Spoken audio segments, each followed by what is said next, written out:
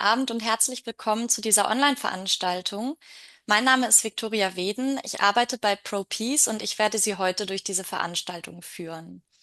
Also in English, welcome everyone. I will repeat in a moment what I'm saying now in German.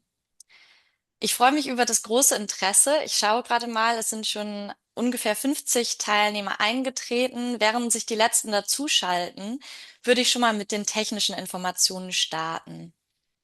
Sie merken, ich spreche gerade Deutsch. Gleich, wenn ich mit unseren internationalen Podiumsgästen sprechen werde, dann werde ich aber ins Englische wechseln. Wir haben allerdings eine Simultanübersetzung. Das heißt, diejenigen von Ihnen, die dieser Veranstaltung gerne auf Deutsch folgen möchten, können das natürlich tun, indem Sie einmal auf Mehr unten klicken und dann auf Dolmetschen. Mit dieser Funktion können Sie dann den Audiokanal für Englisch oder Deutsch auswählen. Ich werde Sie aber auch immer darauf hinweisen, wenn Sie den Kanal wechseln sollen. Das heißt, da müssen Sie sich eigentlich keine Gedanken machen. Jetzt wiederhole ich die Information noch einmal kurz für unsere englischen BesucherInnen. So for our English-speaking viewers, welcome everyone. I'm Victoria Weden. I'm from Pro Peace and very happy that you're all joining today. The event will be held partly in German and partly in English, but we will have a simultaneous translation into the other language. So under the button More and then Interpreting, you can select the audio channel for English or for German. I will always let you know when you need to switch channels, so don't worry. And for now, if you want to continue listening in English, please switch on the English channel. I will wait a second.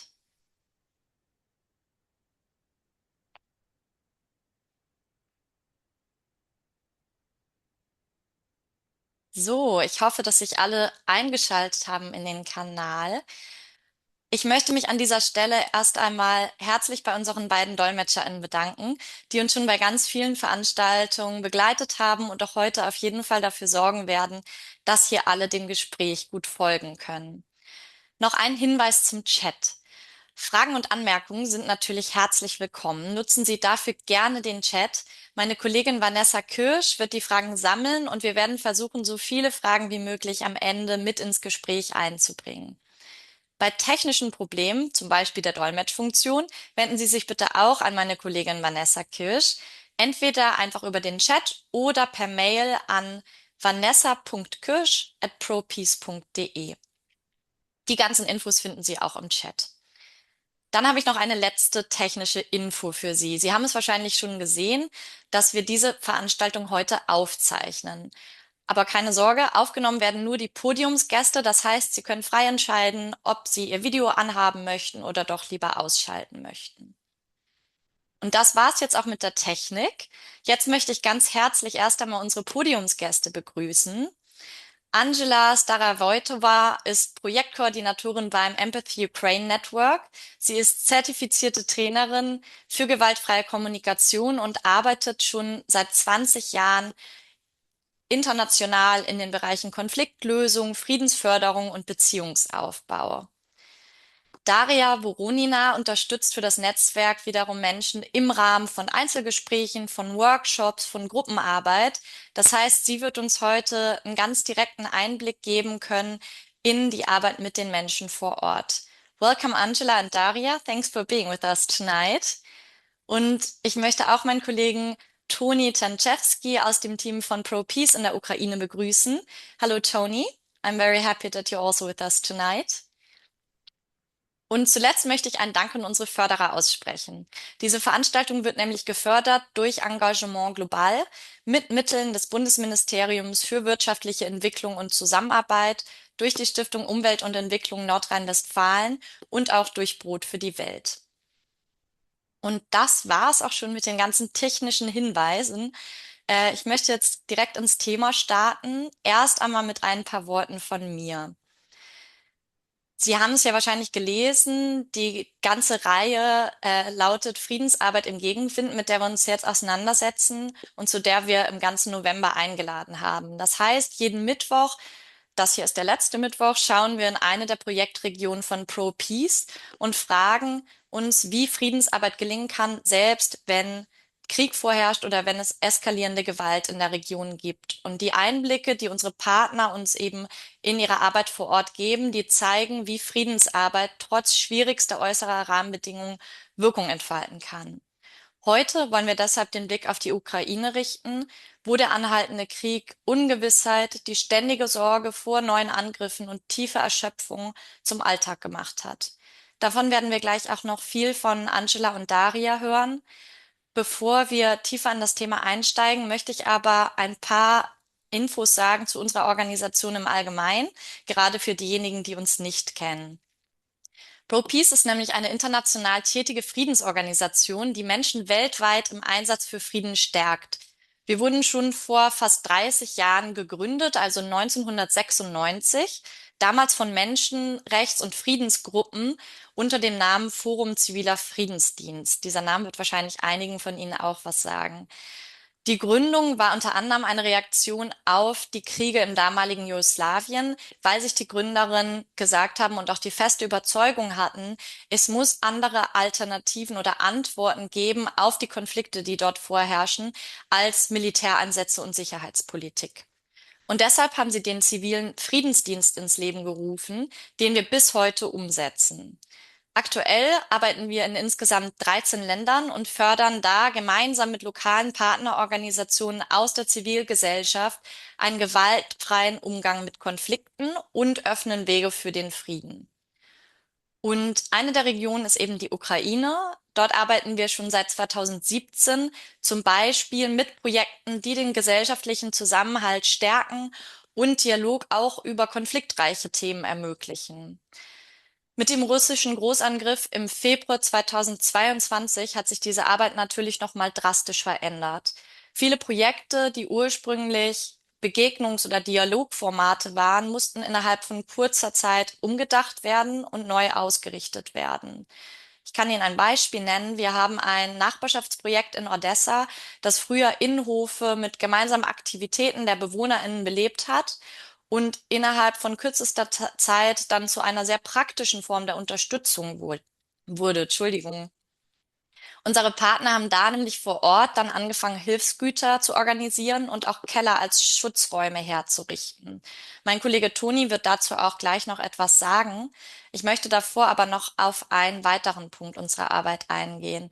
Wir haben nämlich parallel dazu auch unsere Traumaarbeit und psychosoziale Unterstützung nochmal deutlich ausgebaut. Das heißt, diese Angebote fangen psychische Belastungen des andauernden Krieges auf und tragen dazu bei, zwischenmenschliche Beziehungen im Alltag zu stärken. Wenn wir nämlich bei Pro Peace über Frieden reden, dann bedeutet das für uns nicht nur, dass die Waffen schweigen.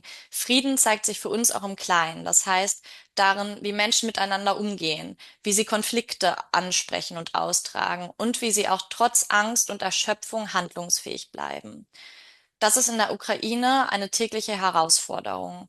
Und genau dort setzt auch das Empathy Ukraine Network an. Mit Workshops und unterschiedlichen Formaten hilft es nämlich Menschen inmitten dieses Kriegsalltags, ihre Gefühle besser zu regulieren, einander empathischer zu begegnen und auch Momente zu haben, wo sie sich entspannen können. Und das werden wir gleich noch weiter mit Angela und Daria ausführen. Damit richten wir heute Abend den Blick auf eine Seite des Krieges, die auch in unserer medialen Berichterstattung eigentlich kaum sichtbar ist. Und zwar, wie sich permanente Unsicherheit auf die Psyche der Menschen vor Ort und ihre Beziehungen auswirkt und auch welche Wege es gibt, dass diese durch empathische welche Wege es gibt, dass es in dieser Ausnahmesituation eben zu einer Stärkung kommt, zu einer Stärkung der Zivilgesellschaft und dass diese Zivilgesellschaft handlungsfähig bleibt. Und das ist eben gerade in Zeiten von Kriegen besonders wichtig.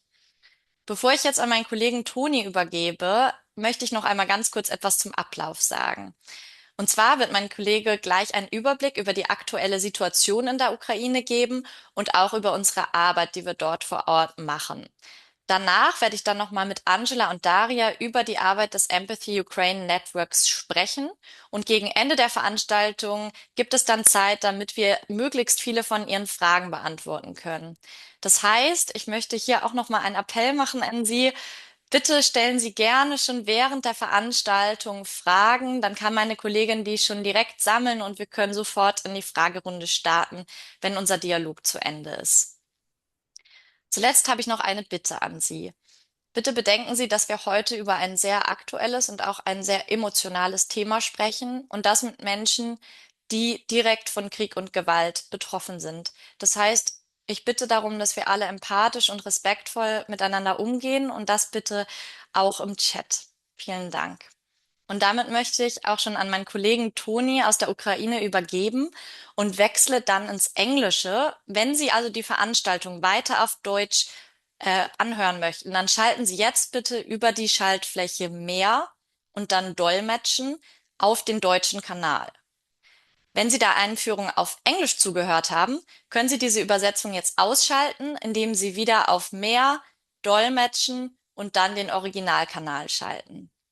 Schreiben Sie gerne meiner Kollegin Vanessa Kirsch, wenn irgendwas nicht funktioniert. Wie gesagt, sie ist über den Chat erreichbar oder auch per Mail. Und damit übergebe ich jetzt an Toni. Toni, I give the word to you. Thank you, Victoria, for the introduction. Good evening, everyone. Greetings from Ukraine. So it's a real pleasure to join you tonight. My name is Tony Tanchevsky, and I'm a project manager representing this evening the Ukrainian Pro Peace program, working through our offices in Kiev, Odessa, and Chernivtsi.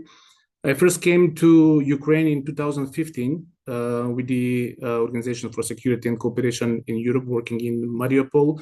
And later, at 2021, I moved to Odessa when I joined Pro Peace. So I can say that over these 10 years, I have witnessed both the deepest challenges, but at the same time, the extraordinary strength of Ukrainian civil society. From abroad, people mostly see front lines and politics, but inside the country, daily life is different.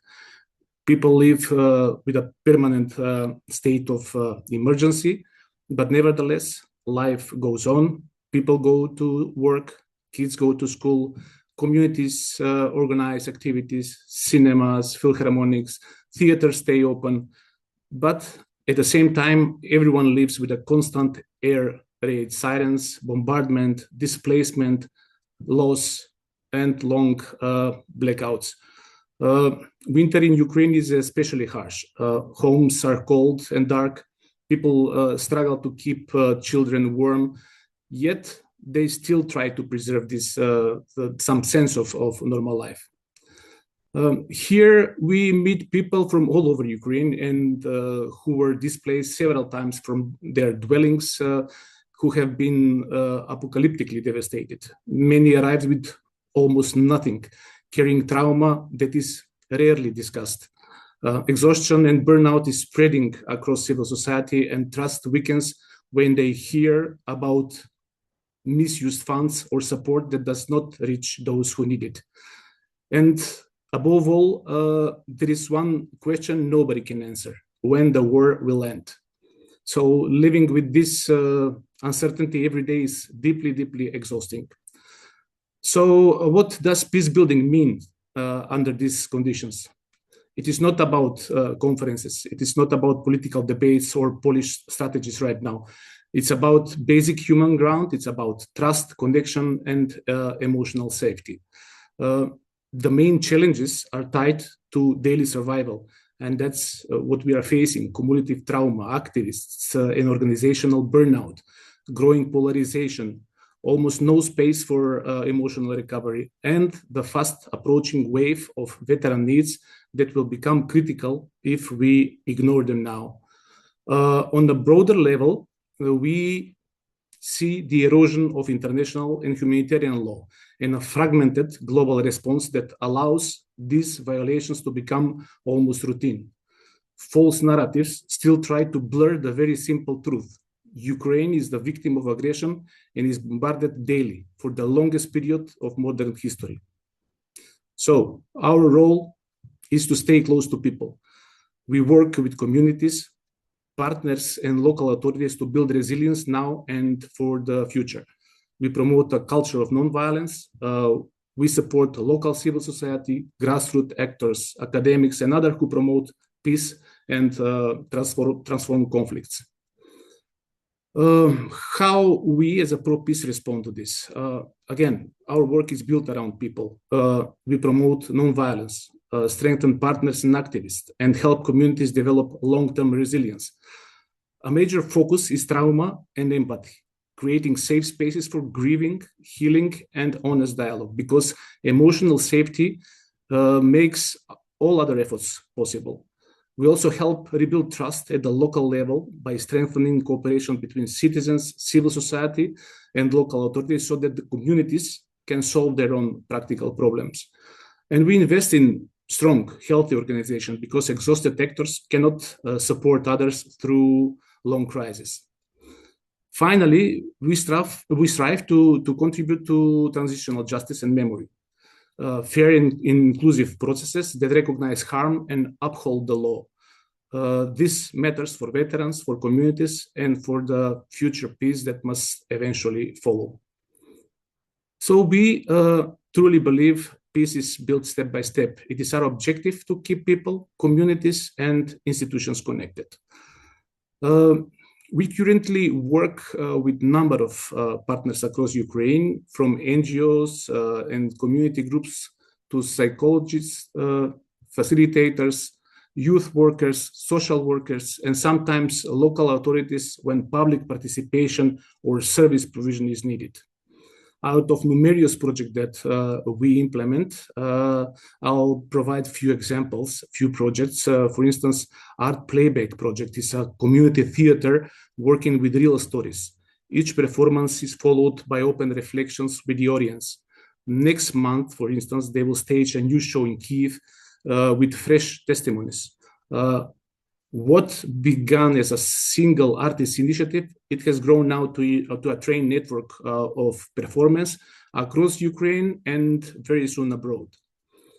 Then, since 2019, we have partnered with the War Childhood Museum, originally from Sarajevo, Bosnia and Herzegovina, and now present in Ukraine. With hundreds of testimonies and personal objects, it holds one of the most powerful collections showing how the war has shaped children's lives. Their exhibitions travel across Europe, and they are now preparing to open a permanent museum in Kyiv. And as Victoria mentioned, the Neighborhood Bridges project, it works in the courtyards of Old Odessa. They're small communities where people live very close together, including many displaced families. This project helps residents talk honestly about challenges caused by the war, make practical improvements, but also collaborate with the local administration to solve urgent problems.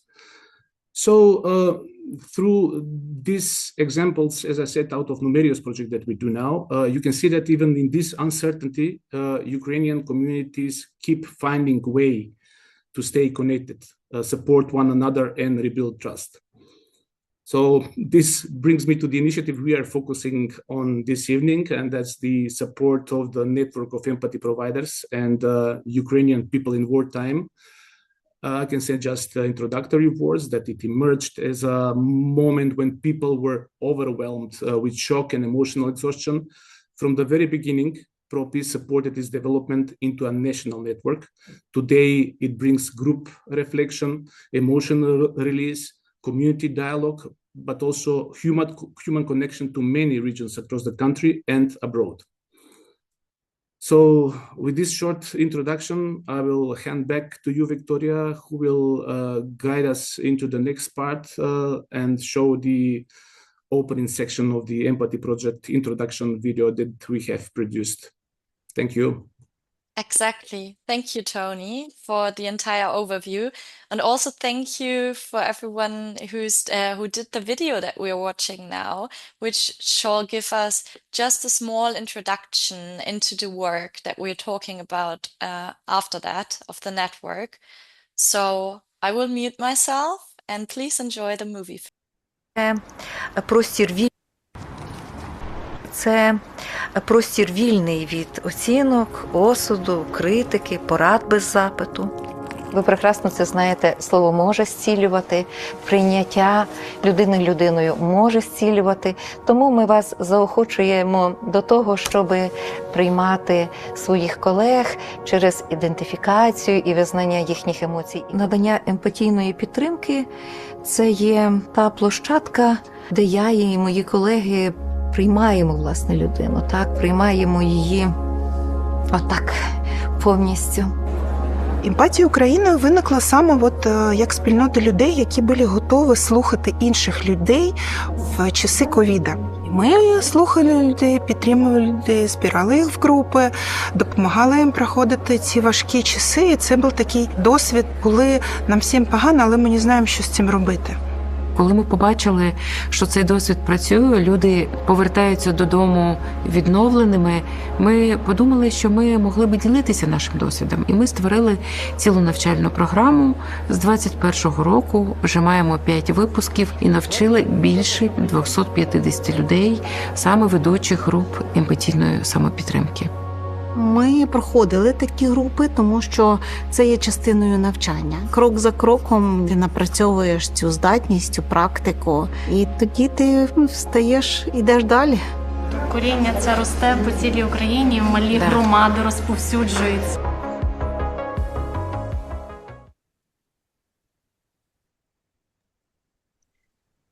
Yes, that's already a glimpse into the work of the Empathie Ukraine network, and now I'd like to dive deeper into the work. And I'm very happy that for this I have Angela and Daria with me here tonight.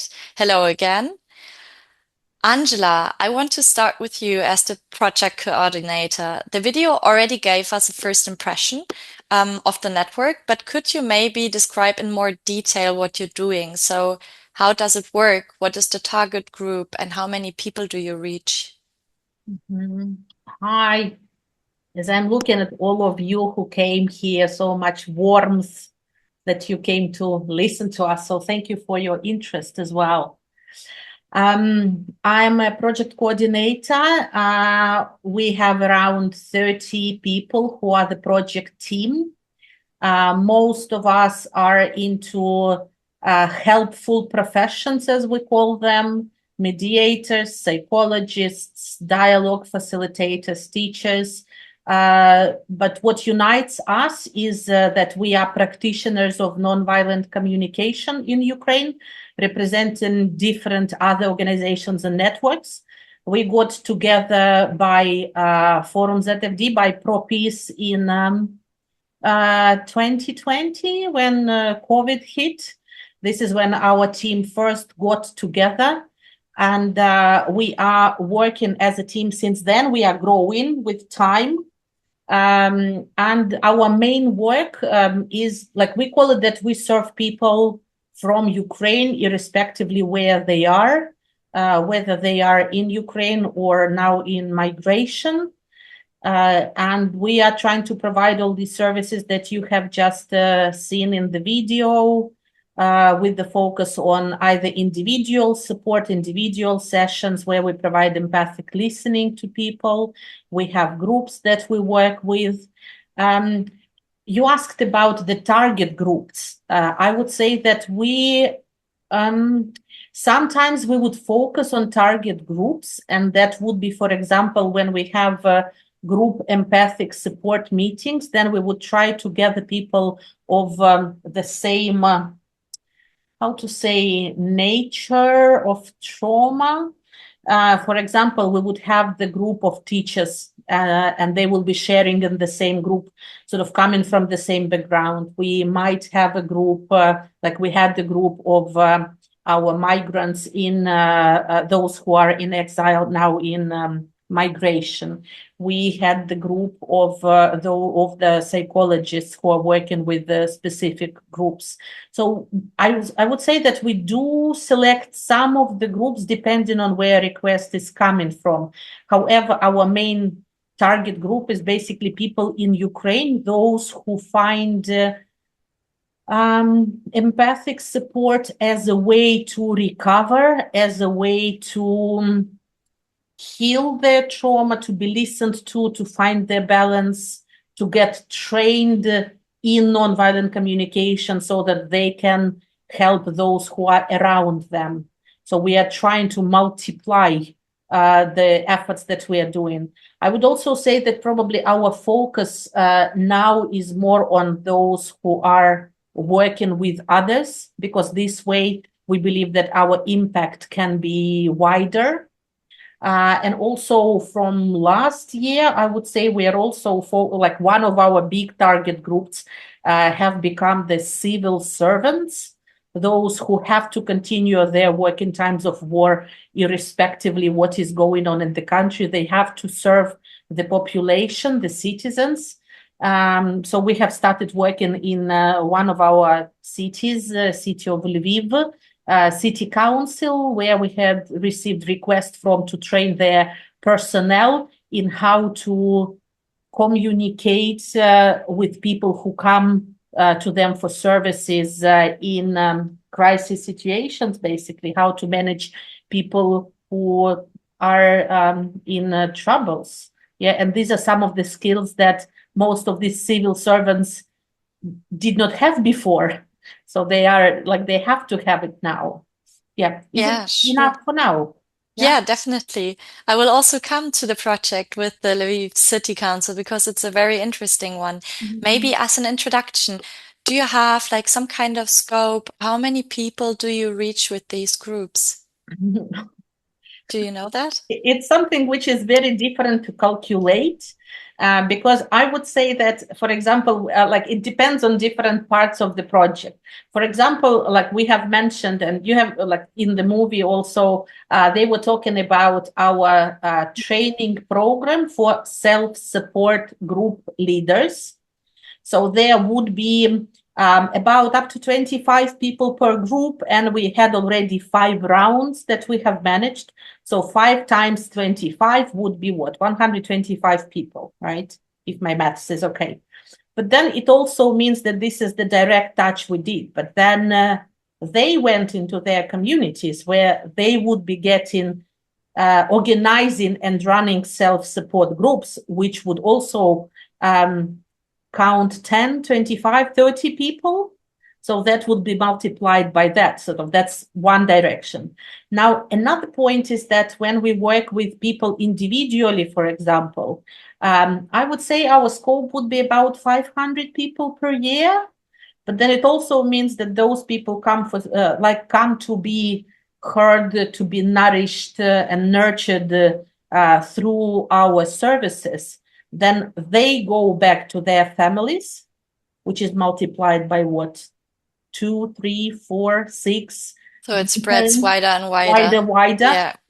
Teachers go back to their school places where they work with at least 30 kids that they take care of during one class. So the expansion, I would say, like I wouldn't even manage to count that, because the expansion is so much wider, and it is something that we would not get directly.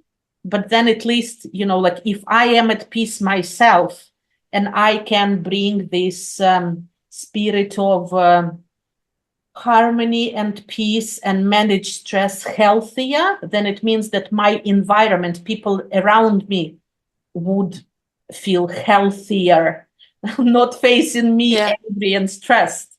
Yeah. So this is how, like, I would look at our impact. Yeah. But it would be thousands and thousands. Yeah. I hope. Yeah. Sounds like it. Thank you. I would then go to Daria with one question, because you already gave a first good overview, Angela. And I mean, Daria, you're working directly with the participants. So what I was wondering is, Maybe can you give us a glimpse how a typical workshop looks like? So what happens in that room if people come together for those workshops? Yeah, thank you for the question.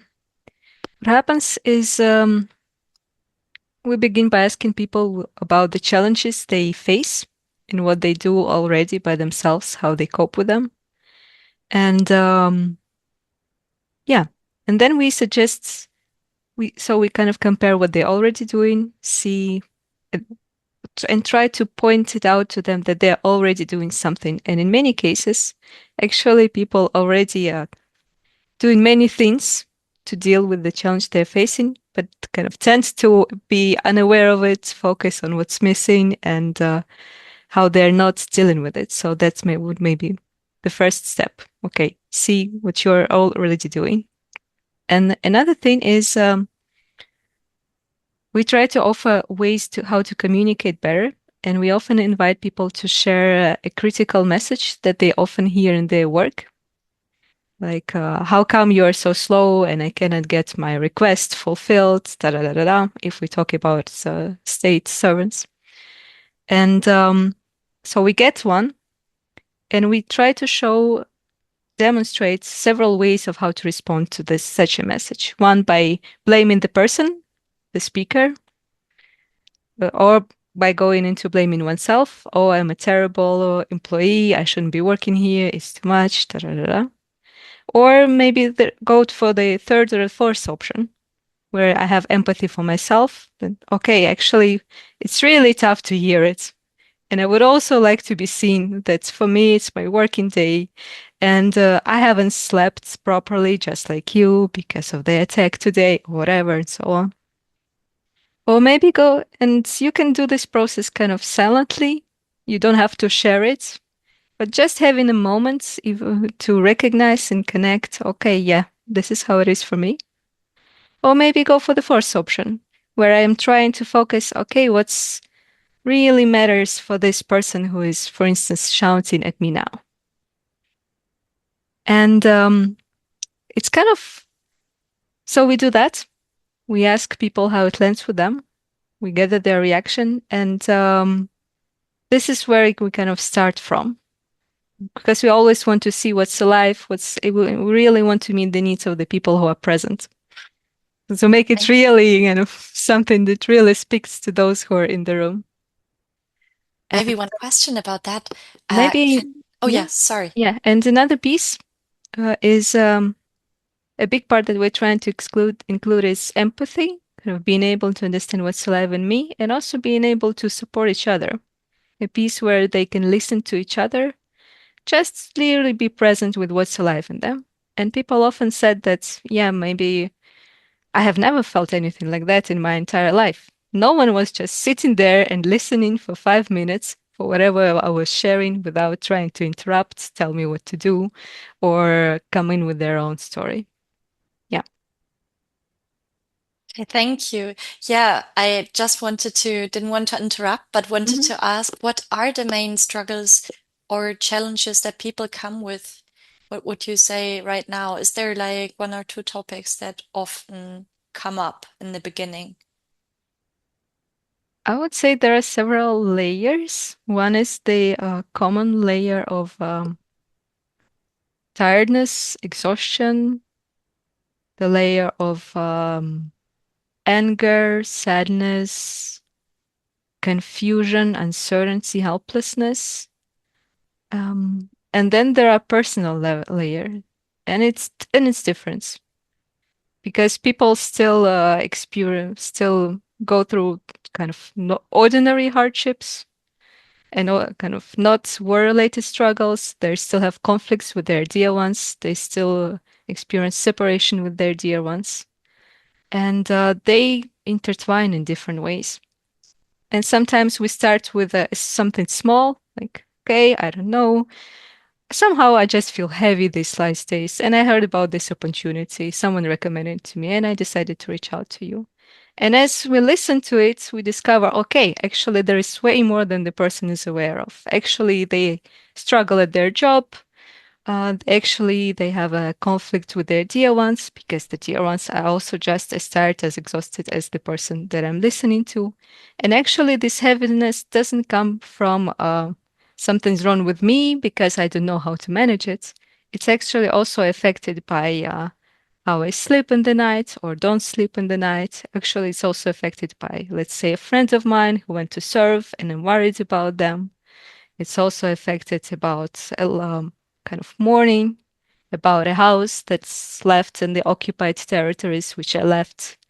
And I kind of try to focus on dealing with things that are ahead of me, but these things are running in the background and make things heavy. Is it making sense what I'm sharing? Definitely. Thank you. Yes, Angela. Yeah, I would also probably add like the topic of living in uncertainty is one of the key ones, like not knowing what will happen tomorrow, again, when the war is going to be over, like not knowing whether I will have my working place tomorrow, how I will survive. We do work a lot with those. I mean, it's nearly none of the families that do not have someone serving at the front line.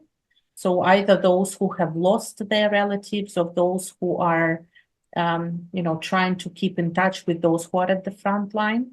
And also we do have quite a lot of people who are in migration. So that would be like building up totally new life and also in uncertainty in completely new country, like people who never wanted to move out of Ukraine, who never dreamt, like thought about becoming migrants, but now have to be there because of the safety. And then they are in totally new environments and challenges that they face by becoming migrants as well. So this is what I would add. Yeah. Thank you. I have one question also to you, Angela, another one. I mean, you already mentioned that you had the network also before the full-scale war of 2022. What would you say changed after that in your work? Like, what did you work on before and now? I mean, first talking about our community, about our team, that about half of our team are now in migration. So it means that they are facing their new environments and they are not able at once to start doing what they were doing or would be doing in Ukraine by being psychologists or dialogue facilitators because of the, I don't know, either another language that they are, that they have in the country, in the new country where they appear to, or because their certificates would not be valid, like the education degrees that they got and that were valid are valid in Ukraine, but are not valid in other countries, for example. So they have to adjust and find the way what they do abroad. So I would say, like in migration. So I would say that, like by being part of the team, it is a huge support for people, especially those who are not in Ukraine, to actually try and come back to like, okay, what skills do I have? How can I adapt in the new place of living? Where can I be serving? Whether I can help Ukrainians who are in migration, just as those of our team who are in migrations, or do I start getting a job in another country? So it is that type of support. I would say that the difference from 2020, like from the COVID times, is definitely the level of trauma and exhaustion, which is much different. So we did ask for a few trainings to be supported by the Pro Peace, so that we are trained how to work with trauma, how to work with the loss in the family, how to communicate with the military, how to become supervisors for others who are working with trauma. So we had to be trained deeper into these issues that were not as vivid before. Like, yes, we did work with trauma, but with such a huge number of people who have lost somebody in their families, or those whose like houses were bombed, like how do you speak with the person who is left with nothing? And yeah, I don't know whether I'm answering your question. Am I? Yeah. Yeah, is it Thank you. understandable? Yeah. Yeah, definitely. That's what I wanted to I know. wonder whether the other participants are sort of, are you with us? Are you following what we are saying? Yes, Sabina, thank you. I saw your sign. They, Yeah. they Yeah. can also ask questions. So if you have questions, a reminder, you can also write in the chat if there's something we don't cover. I see hands up, or thumbs up. That's good already. I want to dive a bit into, I would say, one of the most impressive examples of your work that you're doing right now, the collaboration with the Lviv City Council. Can you maybe, you can decide who starts, just give us a quick introduction. How did that start, and what are you doing then now? Shall I start, Darina? Yeah. Yeah. I'm actually glad that I'm here with Darina, because to me, our cooperation in the city council started with our teammates, who is Daria, who is just here. And the way how I saw it, and Daria, maybe you will tell another story, but the way how I saw it is that Daria having like doing the work with nonviolent communication in that area. Through the trainings, some people have got experience that, oh, the skills that I am gaining in managing, like taking care of myself, being more ecological in communication with other people, they saw how it can be used at the working places. And sort of with the chain of people who were involved with it, we ended up with like the girl, the young woman, who is an HR, like human resource manager from the Lviv City Council, got to know the approach of nonviolent communication as a method and philosophy, how we can communicate in crisis situations in a more stable way. And she hasn't asked us whether we can run a training for them. So me and my colleague went and ran a short training for about 30 of their participants and the workers of the city council. And it was the time when it was one of the rocket attacks. So we ended up having this workshop in a cellar, like in a bomb shelter. And still we did talk about how do you manage your own self, and how can you still be helpful to other people doing your daily work? And those participants were very, excited is not the word. They were nourished because they got skills that they did not have before in a way of how they take care of themselves and others. And after that, the HR from the Lviv City Council asked us to do more. Like she said, can you do more? Because we have people who are, like, for example, the trolley bus drivers, like the tram drivers.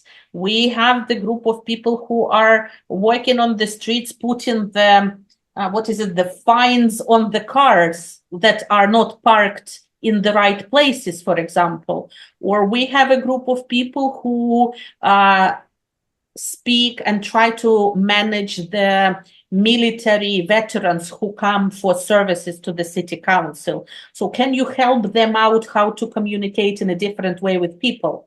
Yeah. So we ran these trainings for these specific groups of people who were again nourished, were heard and supported themselves, and this way they were able to provide their services in a different way. Like even on the streets, when you put like a paper with the fine to someone's car, like automatically you'll be hated because you put like just a paper in the car. And then like, how do you still keep yourself normal knowing that you have just been hated? And how do you react to the person who is shouting at you when you are trying to do actually the good work, like you are trying to fulfill your responsibilities at work? Yeah. And we have got very like warm responses from people that it has been very helpful for them in the long run. Yeah. Do you have an example for that? Can I add? Yeah. To this? Yeah, I would say that people who ended up attending the workshops had kind of different, let's say, proficiency in handling conflicts. And some already had something that works for them. Some were kind of operating on the street wisdom that sometimes work, and sometimes, yeah, there are things that could work better. Something that's impressed me was there was people who register requests from the citizens, and part of the request comes from citizens whose buildings were damaged as a result of attacks from Russia. So those citizens are supposed to go to a specific department and submit the information, and so on and so forth. And one of the problems that people often reported, by people I mean the people who work for city administration, is that they find themselves stuck sometimes between what they would love to do for the person who came to seek support and what they are sort of required or supposed to do by the law, by the procedure, and so on and so forth. Like they're, on the one hand, they would love to provide something to immediately relieve the pain of or support the person who worries about their house. But on the other hand, they know that in order for the procedure to go through, they need to get the information, they need to see what can be done, what cannot be done, when it can be done. And sometimes this information is not what the person would love to hear, and it's not what they would actually enjoy saying. So this kind of, that's what one of the trouble. And I remember that we kind of were working around it in the workshop, and when we managed to name that, yeah, actually, instead of saying what my procedure or my protocol invites me to say, I could also say that something like, look, this is how it's supposed to be done, and this is how I wish to be done, and I'm really, really sorry we cannot do it the way I wish it to be done. Yeah. Yeah, I get that. I have also heard, like, from one of the women who is working in the department where they provide services for the veterans, for example. She said that quite a few of them, when they come, they are shouting at me. Like they come with a lot of aggression and shouting.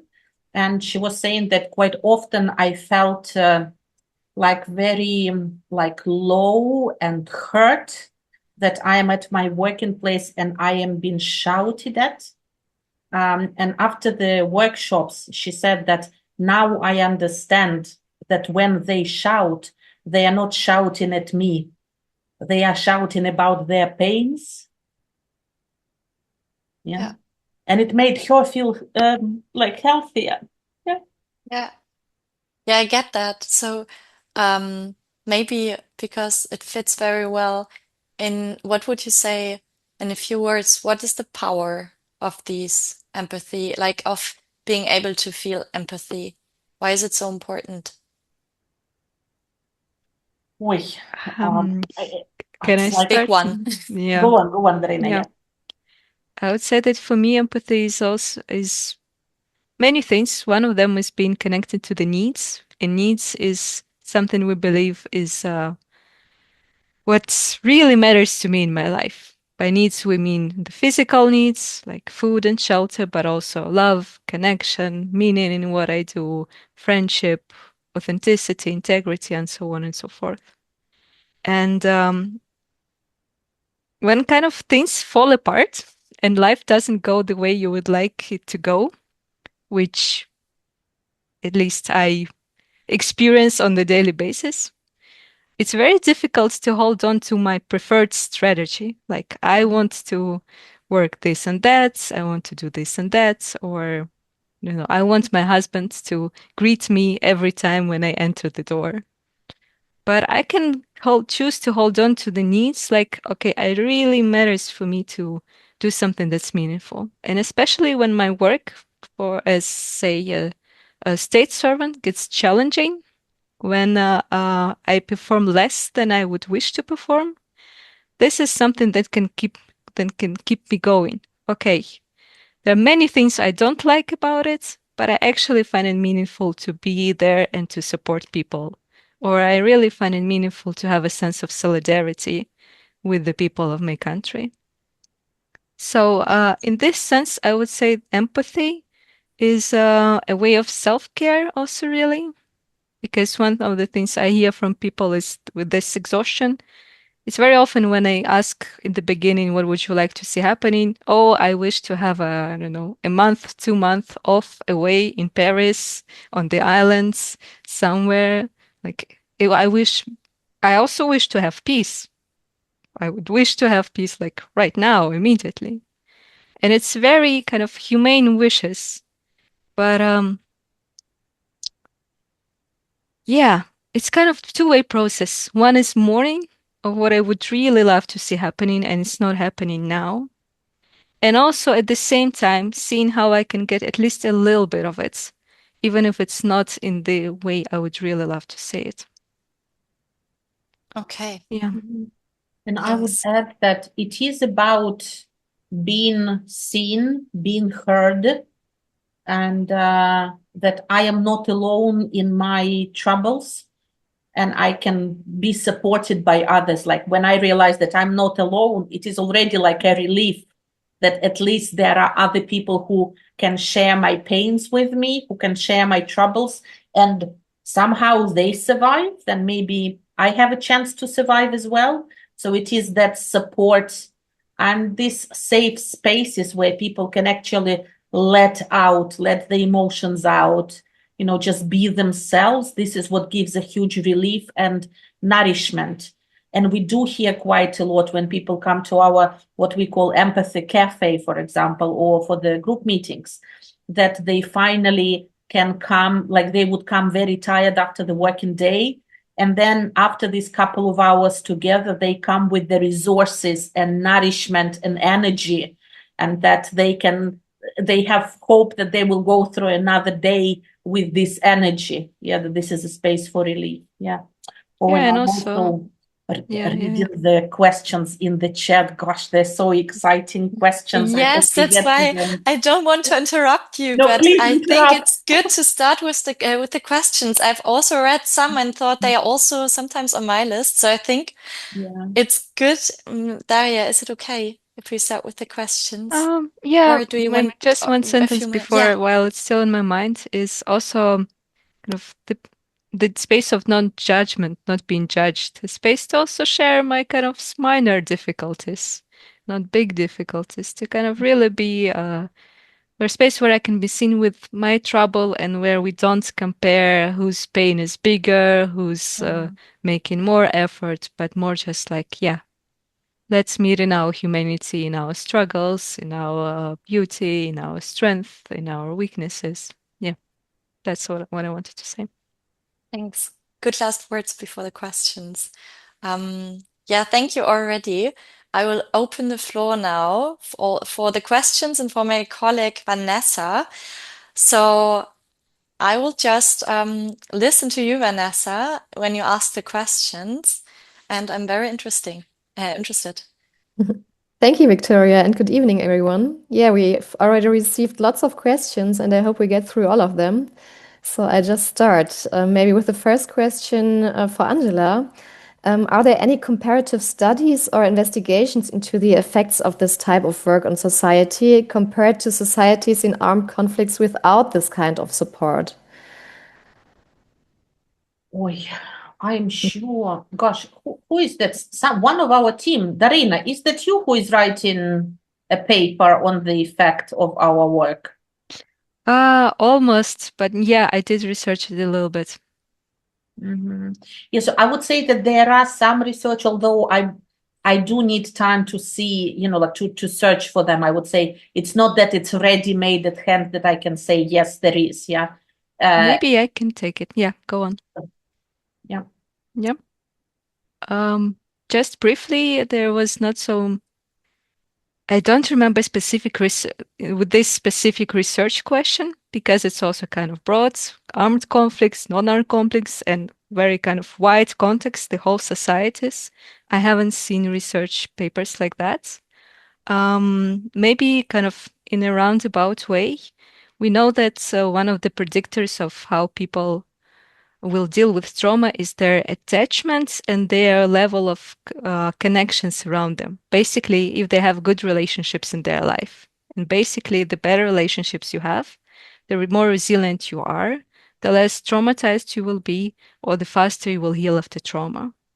So there are no kind of direct research, but this, what we know about the quality of your relationship predicts your resiliency and your healing, means we can assume that empathy work, because empathy work supports better relationships, it can, it may also mean faster recovery and so on and so forth. I would say that we are talking, I did hear something about research being done in Israeli-Palestine situation, but also Pro Peace, for example, has just finished actually research on the type of work that we are doing as well with the veterans, in times of war. So there will be some information, I would say, available. Tony, is that right? Yeah. Yes, you're right. Actually, we are almost at the end with the research on the ones who serve the veterans and their families. So yes, tomorrow we will have almost the final stage of the research, and that is going to be the validation workshop. So yes, very soon we will have the data, the published figures, and it will be public. Thank you. Yeah. Thank you all. Another question. Is there something else needed besides empathy when dealing with trauma? And another question similar to that, do you train people also in trauma-sensitive approaches or psychoeducation? If we train people in these approaches or if we work with those approaches? If you train them. I would say as the project coordinator, I would say that we train at least our people, our network, but also like alongside with that, I know that most of our team are going through different trainings that are offered in Ukraine and abroad on trauma sensitive approach also, and like in different areas. So I would say that we do have quite a lot of offers, both internally in the country and internationally, where we can learn. And it's amazing how much trainings we go through, and people still have space to learn more and more. And the opportunities are being offered not only through our network. Yeah. And that is also about other approaches as well, because we are one of the approaches, I would say, not a unique one. I mean, very special one, of course. That's why we do it, yeah. But there are others. I don't know whether I've answered the question. I think there was another piece also about what else is needed, right? Yeah, I would say that's empathy and good relationship one thing. In addition to that, we work with the body. Somatic approaches are very, very needed. And the best version would be to combine them. And many of us have some experience with their approaches one way or the other. And there are some very good German trainers actually in somatic experience that are working in Ukraine as well with that. Yeah. Yes. And then if someone needs specialized care, then those who need specialized care, they would also require the support of psychotherapists or trauma therapists. And we are developing the system of supervision as well, both those who are working in psychology. We set up our own system of supervision, those who are working with empathy as well. Yeah, so this way we're trying to establish the support at different levels. Yeah. Okay, perfect. Thank you. Another question. How are things going in the unfortunately occupied territories? Do you also work there? And maybe another question, what did or does not work? Are there any external or internal challenges? I saw this question and I thought like that's the second one. The first one, do we work in occupied territories? No, I don't see it possible. Like I'm from Crimea myself. I moved out in 2015. My mom and my sister with her family are still in the Crimea, and it is not safe for me to go there. So I haven't seen my mom for 3 years already, and I don't know when I will be able to see her. So this is a closed territory, unfortunately. I do know of some people from occupied territories who managed to go out into Europe somewhere where we can meet with them, but it is all very, I would say, like at the very confidential level, and these are like the numbers are very little, I would say. Yeah. And regarding what is not working, I don't know whether it's a direct answer for this question, but I was thinking, for example, none of us from the Empathy Network, for example, are in the military itself. So I would say that I would be very careful working with the military directly. I mean, I do work, but more on the private, sort of on the personal level. But then I would say that the system of peer-to-peer support is working quite well, meaning that those who used to be in the army, who are veterans, we are focusing on working with them because they are able to work with the military, because they would be their people who they would listen to. Yeah, so it is quite, and it's one of the challenges as well, that it is not that easy to get into any system where you do not belong yourself, because people would be very cautious whether you are, like, who are you to teach us, because you are not from our reality, like you haven't lived through traumas or understanding what it is like. Like I find it much easier, like being an IDP, internally displaced person myself, I do find that it is easier for me to work with other internally displaced people because we do have this common understanding of certain things. So that is why we are trying to also target people of helpful professions who are working with different target groups, that they can be internal people working in their environments. That's what I would say. Mm-hmm. Okay, thank you, Angela.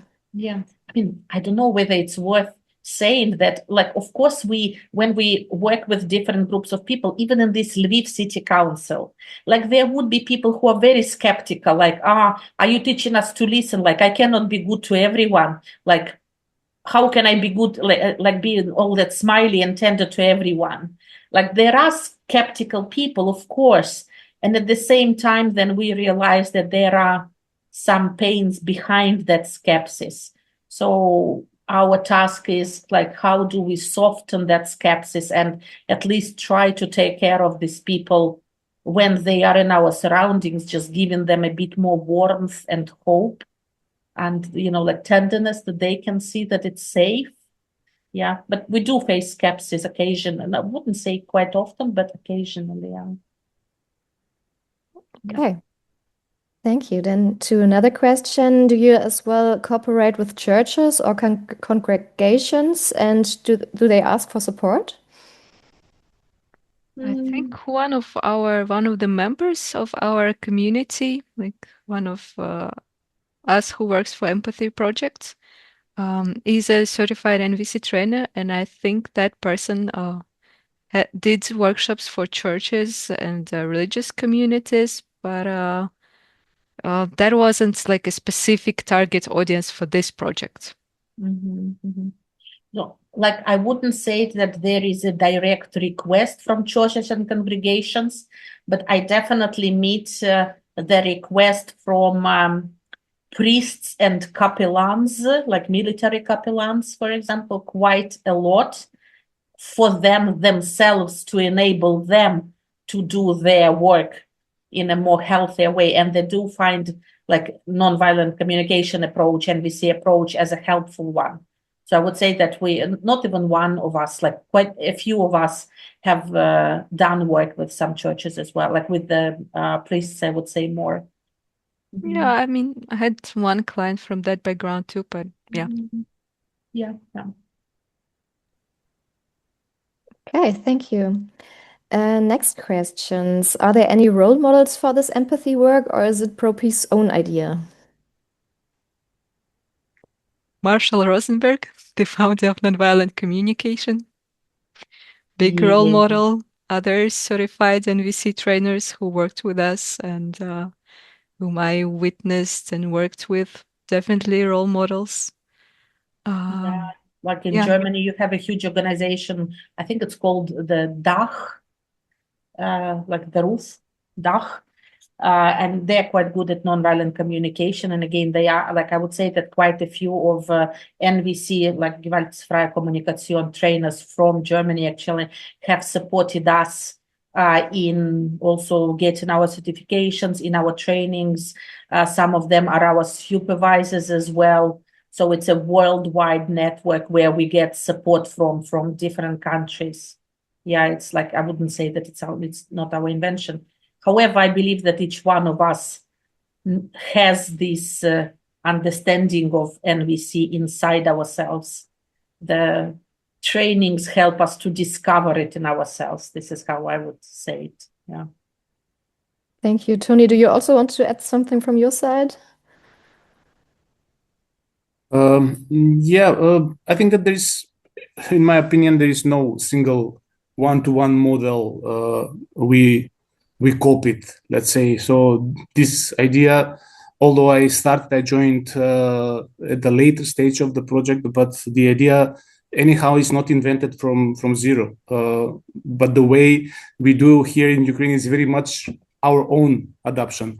So we drew inspiration from different places, from the global nonviolent communication community, from peer support models used in humanitarian crisis, but also from the trauma-sensitive practices that I witnessed from these beautiful ladies here, develop also in the other conflicts as well. So I can say that the project itself, the Empathy project, the network structure, multi-layered network structure, the Empathy Cafe, the self-support group trainings, and especially I emphasize the cooperation with city administrations. This combination is unique. So it was developed together with our Ukrainian partners over several years, since 2020, based on what people here needed and what actually worked in a wartime condition. So yeah, you can say we stand on existing knowledge, but the model in Ukraine is very much a Pro Peace and Empathy Ukraine innovation. Mm-hmm. I would also say that probably the uniqueness for me was that in 2020, Pro Peace did not take just one organization and started working with them. But the idea was that like we had different, schools, organizations that were involved with nonviolent communication. And what Pro Peace has done with colleagues of ours is gathered people from different organizations working with NVC in Ukraine together as one core community. And I think this has really played a very important role in uniting different organizations that are working with the same method, but were doing their work sort of in different ways. But here we do have a hub of people that bring opportunities together, that grow together, that they can support each other and spread the knowledge and the practices wider into their organizations as well. So I think to me, the creation of this community of NVC practitioners was unique. And also, like Tony, as you said, I think our work with the empathy for civil servants, I haven't heard in other countries where they were working specifically on training, civil servants in NVC. And it has become one of our practices that we will be continuing this year as well, sort of spreading in other cities as well. So that might become something unique. Yeah. Sounds good. One follow-up question. Is it difficult in your country to have a nonviolent approach to all those conflicts, to the war especially? Because in Germany, we find it more and more difficult to find understanding or nonviolent approaches. No, how not to become a trainer now in nonviolent communication? Because to me, nonviolence is not about being nice and being nonviolent to others. to me, it's first how to be nonviolent to yourself and understand yourself, being in contact with yourself, and then how to support another person in whichever needs that person have, if the person wants to and requests to. So to me, like, I would say that with the war, I would say that the request for nonviolent communication has grown in Ukraine like many, many times up. And I explain it to myself that probably because there is so much violence around, people are longing for something non-violent, like for non-violent spaces, attitudes, ways of communication for themselves. I do see it in terms of like in the amount of work that we have as requests, who to train, who to work with. Yeah. So I think that it's like the request is much higher than it used to be, I would say, especially, in the war. And it's not about how not to stop fighting the occupiers like the Russians. It is about how to take care of yourself and being strong enough to handle, like to stand your point, to satisfy our own needs, to stand up and use the power to protect ourselves. Non-violence is about protecting yourself greatly. So this is what I would say. I would like to maybe add or underline a little bit that nonviolent approach for me to conflicts for me is not about standing away, kind of, oh, it's conflict, I want to stay away from it because I don't want to lose my harmony. It's all, and also not to kind of say, oh, I'm neutral when there is actual harm going from one side to the other. Is actually about protective use of force and about kind of proactive action to support and protect life. And protecting life with the needs we have available and with different ways we have available. So this is one thing that's important for me when it comes to nonviolent communication in war. And also kind of being Ukrainians and living in Ukraine, as me and Angela do, we by default are not out of the conflict, we are part of it. So we just acknowledge that. And so nonviolent communication for me about finding my strength, also to be to kind of find my meaning and my power to do what I can do with what I can do with what I have in the situation I am now. And sometimes it's very little, like, okay, I woke up, I feel shitty, or I didn't go to sleep at all. What can I do? I can do dishes. Okay, I will do dishes. And sometimes it's more. Sometimes I can listen to someone else, and sometimes I can do a workshop. Or that's kind of my intention, to have enough resources to do this kind of work.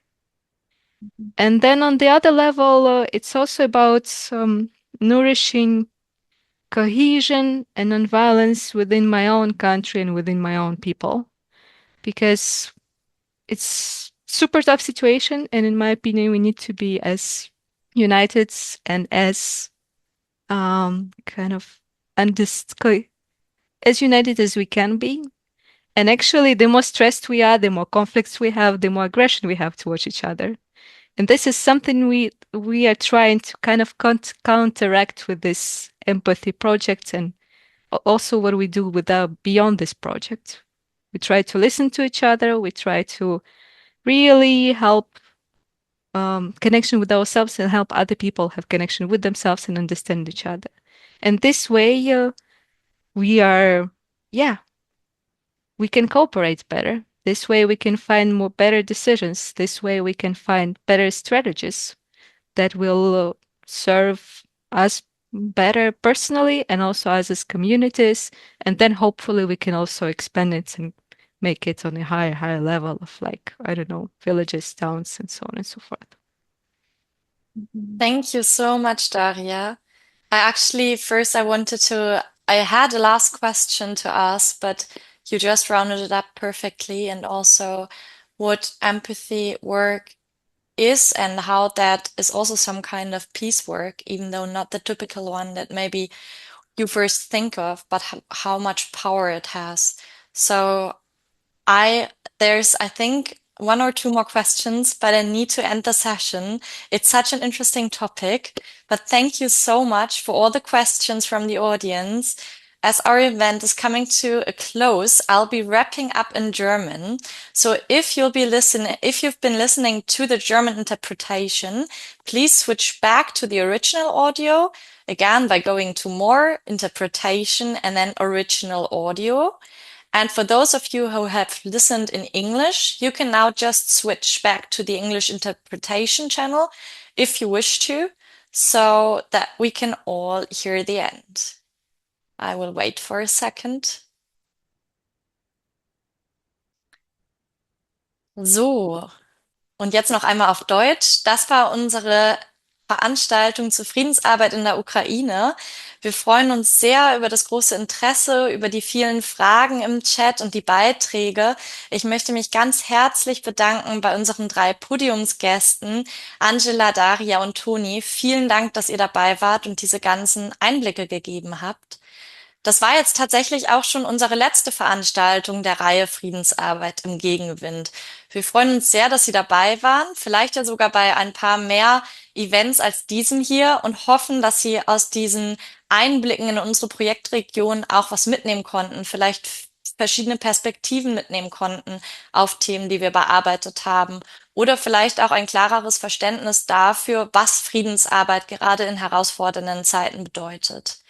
Wenn Sie also über anstehende Veranstaltungen informiert bleiben wollen oder über unsere Arbeit im Allgemeinen, dann abonnieren Sie sehr gerne unseren Newsletter. Wir freuen uns, wenn Sie mit uns in Kontakt bleiben. Und natürlich freuen wir uns auch sehr über eine Spende für unsere Friedensarbeit. Die Spenden kommen nämlich der Friedensarbeit weltweit von uns zugute. Das heißt, auch Projekten wie dem Empathy Ukraine Network, über das wir jetzt gesprochen haben. Also wenn Sie etwas tun wollen und in den Frieden investieren wollen, dann freuen wir uns sehr über eine Spende.